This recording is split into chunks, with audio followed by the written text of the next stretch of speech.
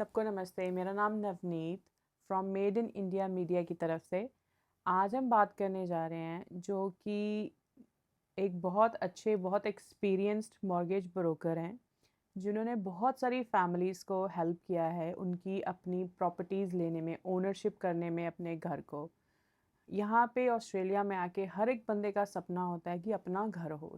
उन्होंने बहुत बंदों की हेल्प करी है लोन लेने में, चाहे वो प्रॉपर्टी लोन हो, चाहे वो इन्वेस्टमेंट प्रॉपर्टी हो, चाहे वो कार लोन हो, बिजनेस लोन हो, कमर्शियल लोन्स हो।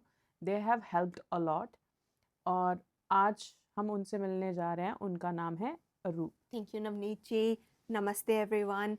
तो मैं हूं अरूप फ्रॉम फंडिंग नेस्ट। मैं फंडिंग नेस्ट की मैनेजिंग डायरेक्टर और हेड ब्रोकर हूं और ऑस्ट्रेलिया में काफ़ी टाइम से रह चुकी हूं। यहाँ पे मैंने 15 इयर्स जॉब की है, मेजर बैंक्स के लिए भी और दूसरे लेंडर्स के लिए भी। अपना फर्स्ट घर भी मैंने यहीं पे मेलबर्न में टारनेट में लिया था, उसके बाद इन्वेस्टमेंट प्रॉपर्टी भी ली थी। अभी मैं रॉक बैंक में बेस्ड हूँ। तो इस जर्नी के बाद मुझे रियलाइज़ हुआ कि हमारे लिए सपोर्ट चाहिए। हमारे जो इंडियन कम्युनिटी है उनको ऐसी सपोर्ट चाहिए कि उनको कोई हेल्प कर सके, गाइड कर सके इस पूरे प्रोसेस में, और उनको एज अ नंबर नहीं ट्रीट करें। हम उनको एक रिलेशनशिप बिल्ड करें, उनको हेल्प करें, उनके लिए स्ट्रेटजीज़ बनाएं लॉन्ग टर्म, शॉर्ट टर्म, उनके फाइनेंशियल गोल्स के लिए।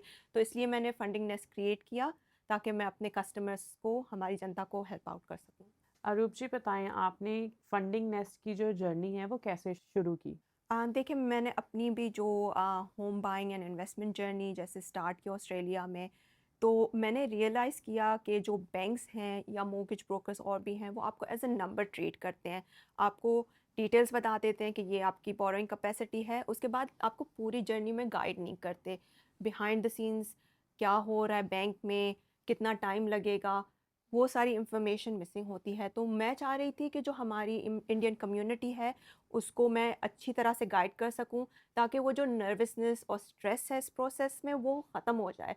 और जब मैंने फंडिंग नेस्ट क्रिएट किया तो वो आपकी एक जो फाइनेंशियल जर्नी है उसमें पूरी जर्नी के लिए है। आपको कार फाइनेंस लेना, आप मेरे पास आ सकते हैं। होम बाइंग करनी है, अपना फर्स्ट होम लेना है, इन्वेस्टमेंट प्रॉपर्टी लेनी है, और फ्यूचर में आपको प्रॉपर्टी पोर्टफोलियो भी बिल्ड करना है, तो उसमें भी मैं हेल्प आउट कर सकती हूँ, क्योंकि ये पूरी एक फाइनेंशियल जर्नी है और ये आपके लाइफ का बिगेस्ट डिसीजन है। अरूप जी, जो मॉर्गेज ब्रोकर होते हैं, बहुत सारे मॉर्गेज ब्रोकर्स जो आपने देखे हैं, क्या वो क्लाइंट के इंटरेस्ट में जाके काम कर रहे हैं कि सिर्फ बैंक की कमीशन के बेसिस के लिए वो काम कर रहे हैं? जी, मेरे हिसाब से 100% मैं तो कस्टमर्स के लिए काम करती हूँ। अम, मेरे पास 60 लेंडर्स का पैनल है, सिर्फ मेजर बैंक्स नहीं है या किसी बैंक के साथ मेरी डील नहीं है कि मैं 20 क्लाइंट्स लाऊंगी तो आप मुझे ज़्यादा कमीशन दीजिएगा। मैं जो एक स्टेटमेंट देती हूँ कस्टमर को, उसमें 3 टू 4 लेंडर्स अवेलेबल होते हैं, उनकी क्या रेट्स हैं, क्या पॉलिसीज़ हैं, क्या फ़ीस हैं, और मुझे क्या कमीशन मिलता है वो भी इंक्लूडेड होता है, ताकि फुल ट्रांसपेरेंसी हो मेरे कस्टमर को कि अरूप जी मेरे लिए बेस्ट आउटकम चाह भी रही हैं कि नहीं चाह रही। और मेरे पास 60 डिफरेंट पैनल्स हैं, तो आपकी जो भी सिचुएशन है, आप सेल्फ एम्प्लॉयड हैं, आप होम बायर ग्रांट जो गवर्नमेंट अभी दे रही है वो उसके लिए अप्लाई करना चाह रहे हैं, जो भी आपकी सिचुएशन है उसके हिसाब से मैं टेलर करती हूँ आपके लिए एक स्ट्रेटजी। तो अरूप जी, जो हमारे इंडियन कस्टमर्स हैं, जो फर्स्ट होम बायर्स हैं, वो आजकल सबसे बड़ी जो मिस्टेक है वो क्या कर रहे हैं? ऑनेस्टली सबसे बड़ी मिस्टेक ये है बैंक के पास जाना, वो भी किसी मेजर बैंक के पास। एवरी सिंगल टाइम जो भी कस्टमर मेरे पास आता है वो बोलता है कि बैंक ने मुझे 700,000 का प्री अप्रूवल दे दिया, और मैं उनको ऑप्शंस दे सकती हूँ, और कभी कभार वो 30, 40, इवन 50,000 ज़्यादा होता है कंपेयर टू जो बैंक उनको दे सकती है। और दूसरी मेजर जो मिस्टेक है वो ये है कि कस्टमर्स यही बोलते हैं कि ओ मेजर बैंक के पास नहीं जाएंगे, ये कौन से लैंडर्स हैं। आप देखें ऑस्ट्रेलिया में जो भी क्रेडिट यूनियंस हैं, कम्युनिटी बैंक्स हैं, स्मॉल लेंडर्स भी हैं, 50 या 60 ईयर्स से हैं, और वो आपको पैसे दे रहे हैं, आप उनसे पैसे उनको नहीं दे रहे। तो it's not a risk on you, और दे आर रेप्यूटेबल ब्रांड्स, और वो आपके लिए बेस्ट ऑप्शंस हो सकती हैं, आपको बेटर रेट्स दे सकती हैं। कुछ प्रोफेशन स्पेसिफिक होती हैं, जैसे हमारे पास नर्स के कस्टमर्स हैं, तो उनको हम ज़्यादा बेटर डिस्काउंट भी दे सकते हैं as compare to major lenders, but उनकी 100% ओवर टाइम इनकम भी यूज़ हो सकती है। तो एज अ मोर्गेज ब्रोकर मेरी ड्यूटी ये है कि मैं आपके लिए पॉलिसी के हिसाब से बट ऑल्सो आपकी क्या प्रोफेशन है, आपकी क्या नीड्स हैं, उसके हिसाब से बेस्ट लेंडर ढूंढो, and not necessarily that's a major lender. तो मिस्टेक ये होती है कि लोग बैंक के पास चले जाते हैं, प्री अप्रूवल ले लेते हैं, एंड दैट्स इट। और उनके बेस्ट इंटरेस्ट में नहीं होती। और दूसरी एक बहुत बड़ी मिस्टेक लोग करते हैं कि जाके सबसे पहले प्रॉपर्टी देख लेते हैं, इमोशनली उसमें इन्वेस्ट हो जाते हैं, दे डोंट नो कि इसकी आपकी बोरोइंग कैपेसिटी है भी कि नहीं है, कैन आई अफोर्ड इट। तो बेस्ट ये होता है कि आप पहले ब्रोकर के पास आएँ, देखें कि आपकी बोरोइंग कैपेसिटी क्या है, और उसके हिसाब से फिर यू शॉप अराउंड और आप प्रॉपर्टीज़ देखना स्टार्ट करें। अरूप जी, जैसे आपने बोला कि इमोशनली इन्वेस्ट हो जाते हैं, तो हमारे जो इंडियन कस्टमर्स हैं, जो इंडियन नेशनैलिटी है, वो बहुत ज़्यादा इमोशनली इन्वेस्ट होती है प्रॉपर्टीज़ के अंदर, या फिर वो एक सिर्फ मन बना लेते हैं कि हाँ मुझे यही घर चाहिए विदाउट कुछ भी देखे हुए। तो उसके बारे में आप क्या कहेंगे? आई थिंक काफ़ी लोग इमोशनली अटैच्ड हो जाते हैं। अभी काफ़ी मेरे कस्टमर्स ऐसे हैं जो बगैर प्री अप्रूवल के भी ले लेते हैं, और कुछ ऐसे हैं कि उनके माइंड में है कि इस तरह का स्पेसिफिक घर चाहिए, you know, so many rooms, इस टाइप के बाथरूम्स होने चाहिए, बिल्ट इन पेंट्रीज होने चाहिए, and they've been looking for a house for almost 1 year. तो उस टाइम पे कितनी प्रॉपर्टीज़ वो मिस आउट कर चुके हैं, कितनी मार्केट में प्रॉपर्टीज़ की रेट इंक्रीज़ हो गई है, अब वो कुछ अफ़ोर्ड कर भी सकते हैं या नहीं कर सकते। तो लोगों को इमोशनली सोचने से पहले आई थिंक फाइनेंशियली भी देखना चाहिए कि अभी क्या अफ़ोर्ड कर सकते हैं। Maybe later down the track हम अपग्रेड कर सकते हैं। Let's get into the first option that we have available. जो ग्रांट्स हमारे लिए अवेलेबल हैं, first home buyer grant everyone के लिए नहीं होता available. So you need to make sure कि आपको ब्रोकर जो आपको बताता है उस रिस्पेक्ट से आप एक घर लें, and then future down the track you can maybe even upgrade, that's not a problem. तो अरूप, आप ये कहना चाह रही हैं कि जो आपकी पॉकेट आपको अलाउ कर रही है, पहले आप उस अकॉर्डिंग अपना पहला जो घर है वो लें, ना कि कोई ऊंची छलांग मारें और अपने आप के लिए प्रॉब्लम क्रिएट करें और बड़े घर के सपने देखें। क्योंकि कई बार क्या होता है, बड़े घर लेने से पहले आप छोटे घर में अगर इन्वेस्ट कर लेते हैं तो आपके लिए वो बेटर हो सकता है, आप उसमें से अपना पैसा है निकाल सकते हैं। एग्जैक्टली आप कैश आउट कर सकते हैं इक्विटी। तो जैसे मैंने अपना एग्जांपल दिया कि मैंने पहले टारनीट में एक छोटा सा काफ़ी बेसिक होम लिया था। इट वाज सिंगल स्टोरी, मैंने मिनिमल अपग्रेड्स किए थे, but at the time internet was growing. उसके बाद after a few years down the track मैंने उसमें से कैश आउट निकाले, कुछ सेविंग्स की, and then I was able to build a custom built double story house in Rock Bank, and that was to my standards because that was my forever home with my children. अब जो टारनीट वाली property है, it's been converted into an investment property, और उसमें almost 300,000 की increase हो चुकी है वैल्यू में।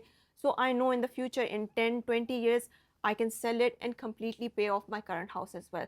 So it's always about long-term strategy. Don't just think emotionally, think about the financial strategy as well. और बहुत सारी चीज़ें ऐसी भी हैं जो आप इन सब चीज़ों में जाके सोच के अपने पार्टनर्स के साथ डिस्कस करें कि क्या हो सकता है, हम बेस्ट आउटकम क्या ले सकते हैं। कुछ लोग ऐसे होते हैं कि जैसे अरूप जी घर लेने से पहले बहुत लेविशिंग गाड़ियाँ ले लेते हैं, बहुत लेविशिंग ऐसे क्रेडिट कार्ड्स ले लेते हैं जिन पे वो बहुत ज़्यादा खर्चा कर लेते हैं। उनसे क्या होता है फिर?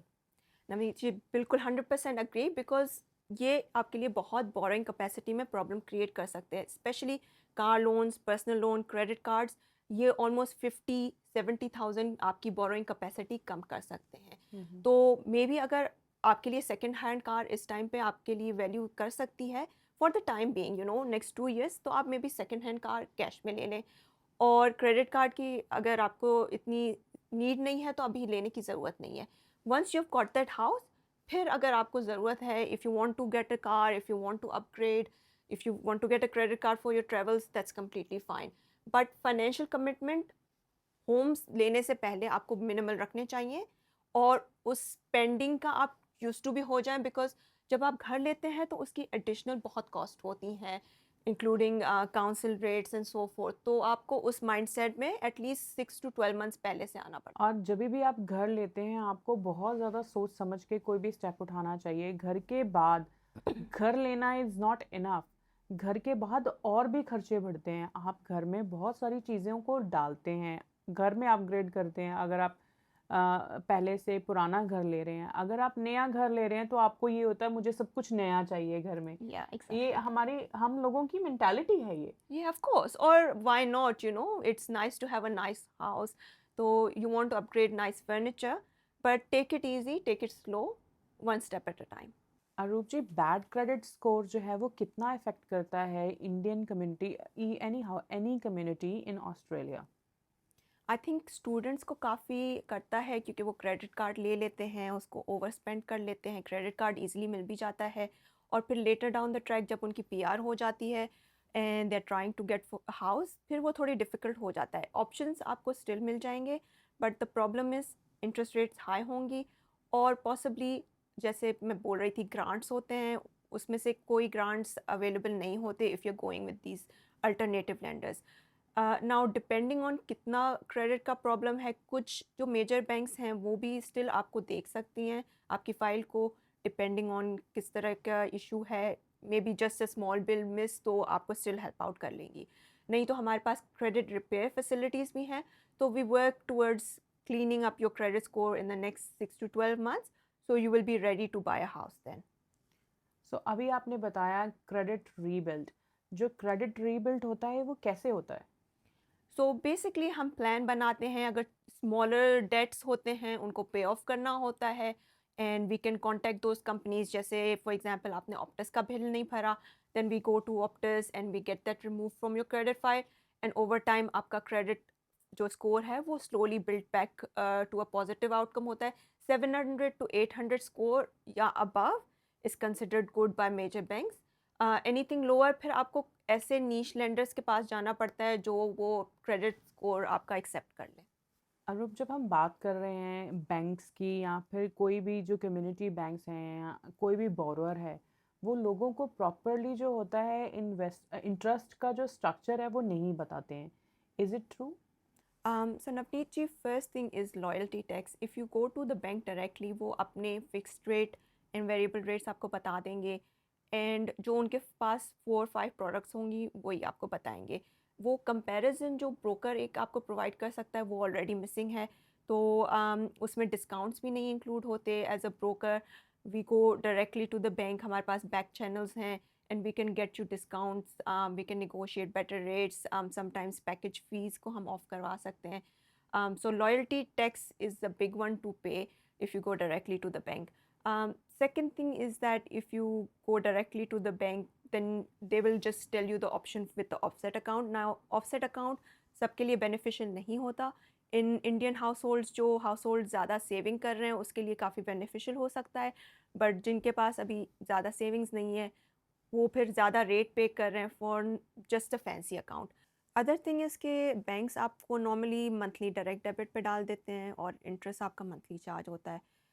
हम आपको वीकली पेमेंट्स में डालते हैं क्योंकि उससे आपका इंटरेस्ट जल्दी पे ऑफ होता है एंड ओवर द ईयर्स आप एक्चुअली पे ऑफ अपना मॉर्गेज जल्दी कर सकते हो। तो ये जो स्मॉल गोल्स हैं, स्मॉल स्टेप्स हैं, ये आपको बैंक नहीं बताएगी। एज अ ब्रोकर हम आपको गाइड करेंगे ताकि आप पे ऑफ अपना लोन जल्दी कर सकें। अरूप, इंटरनेशनल स्टूडेंट्स या जो अभी परमानेंट नहीं हुए हैं उनके लिए घर में इन्वेस्ट करना या इन्वेस्टमेंट प्रॉपर्टी में इन्वेस्ट करना, इज इट रिस्की और realistic? I think for international students it's actually quite risky. Reason being कि international students को established homes लेना allowed नहीं है. So if they're going for a brand new house, it's going to be quite expensive. Other thing is that उनको 15,000 upfront application fee देनी होती है and if the application gets declined for any reason वो non-refundable होते हैं, that's 15,000 down the drain. Another thing is कि उनके लिए काफ़ी स्ट्रिक्ट रूल्स एंड रेगुलेशंस हैं, उनकी कोई भी फॉरेन इनकम इंक्लूड नहीं होती एंड ऑस्ट्रेलिया में उनको बहुत ही लिमिटेड आवर्स अलाउड होते हैं काम करना, सो फिर उनकी कैपेसिटी इतनी ज़्यादा नहीं होती। तो बेस्ट ये है कि वो वेट आउट कर लें जब तक उनकी पीआर हो जाए, फिर वो ये स्टेप ले सकते हैं। टीआर का भी सिमिलर इशू ये है कि 7 to 9% स्टैम्प ड्यूटी है जो काफ़ी हाई हो सकती है और उनको कोई भी ग्रांट्स अवेलेबल नहीं होती।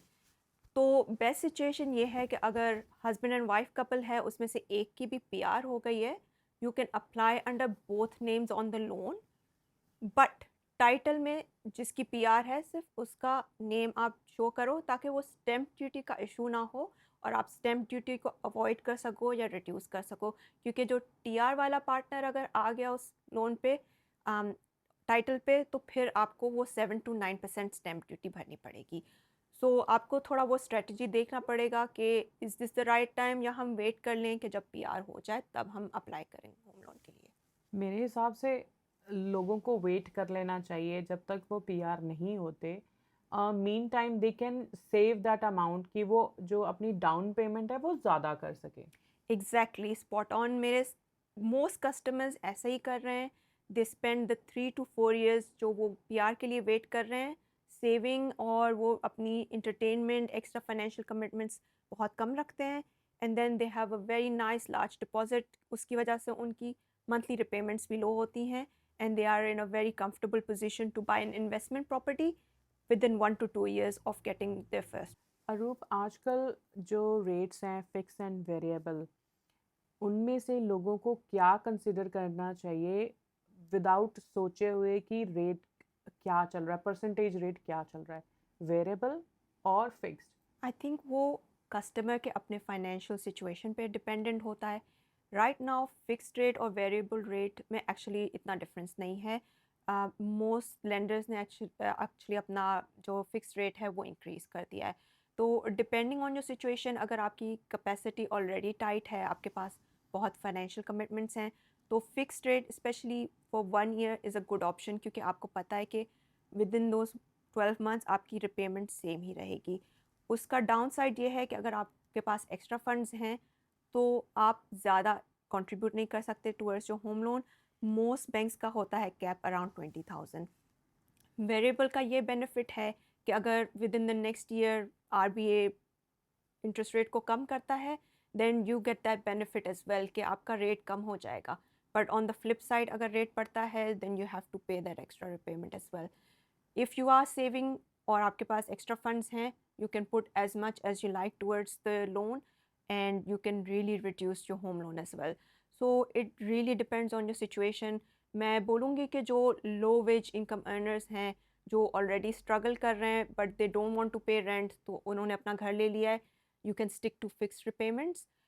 Everyone else can stick with either variable or split loan भी कर सकते हैं कि part fixed हो और part variable हो, so you can get the benefits of both. अरूप, अगर किसी को वेल्थ क्रिएट करनी है थ्रू प्रॉपर्टी, तो उनको डे वन से क्या करना चाहिए कि वो अपनी वेल्थ क्रिएट कर लें अपनी प्रॉपर्टीज़ के साथ? ये काफ़ी अच्छा क्वेश्चन है and very broad question as well, so thank you for asking.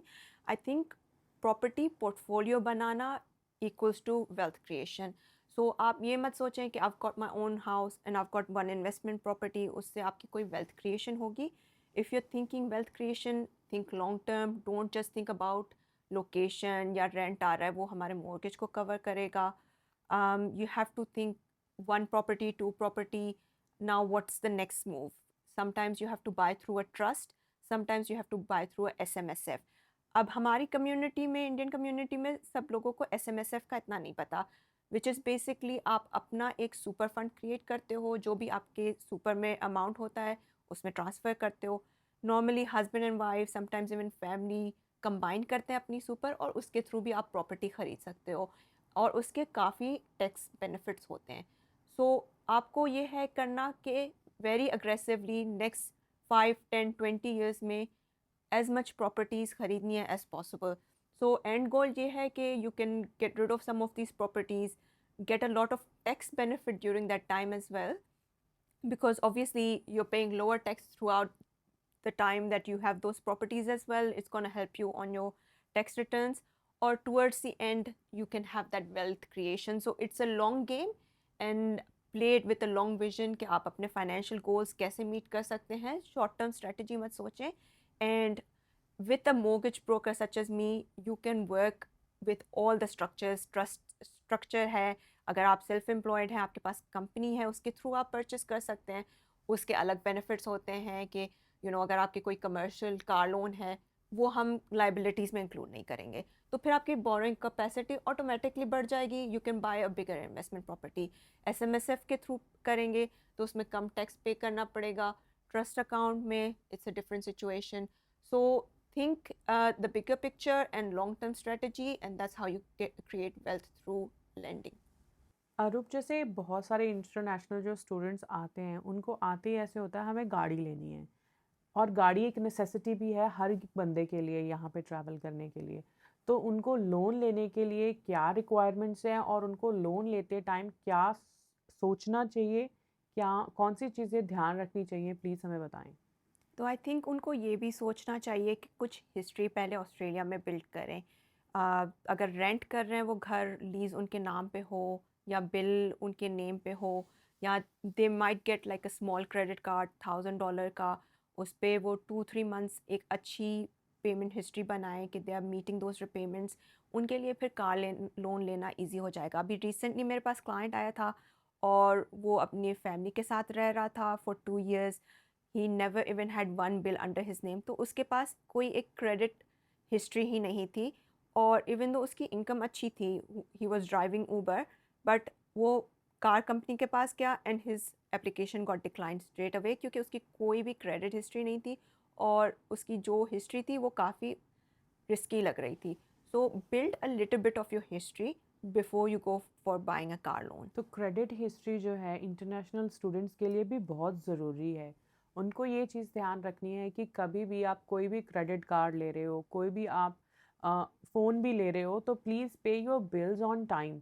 अगर आपने एक भी बिल स्किप किया है, it can also affect your visa process as well. तो हर चीज़ को करने से पहले बहुत ज़्यादा सोचें और एक प्रॉपर एडवाइस लें एक मॉर्गेज ब्रोकर से, एक ब्रोकर से, कि हमें क्या करना चाहिए, क्या नहीं करना चाहिए। अरूप, अगर आपको किसी को कोई एक एडवाइस देनी हो जो आज के टाइम में अगर किसी ने घर लेना है, तो आप वो क्या एडवाइस करेंगे उनको? देखें, आप अपने फाइनेंशियल कमिटमेंट्स लो रखें. अननेसेसरी बिग कार लोन्स या एक्स्ट्रा लिमिट के क्रेडिट कार्ड्स लेने की ज़रूरत नहीं है. एंड देन ऑटोमेटिकली आपकी क्रेडिट हिस्ट्री भी क्लियर रहेगी क्योंकि आप अपने रिपेमेंट्स मीट कर सकेंगे. और सेविंग्स ज़्यादा से ज़्यादा करें. You build a good deposit, आपके लिए ईजी हो जाएगा. And then you go for your home loan in 6 to 12 months, and that's as easy as it can be. And guys, please don't invest emotionally in any kind of property. First, before get things sorted with your mortgage broker, then only invest in something mentally and financially as well. Don't just go look properties. We are not saying don't look properties. Look properties, but don't invest yourself in emotionally. Thank you, Arup, giving us all the information regarding mortgage, regarding loans. If anybody wants a genuine advice from a mortgage broker, please get contacted with Arup. And now Arup gonna tell you how you can contact her. So please guys visit me on www.fundingnest.com.au. एक no obligation free call आप मेरे साथ schedule कर सकते हैं. अपनी details और आपको exactly what you're after let me know. Otherwise 04522665551. Happy to speak to you in English, Hindi, Punjabi. If you like this podcast, please like, share, and subscribe.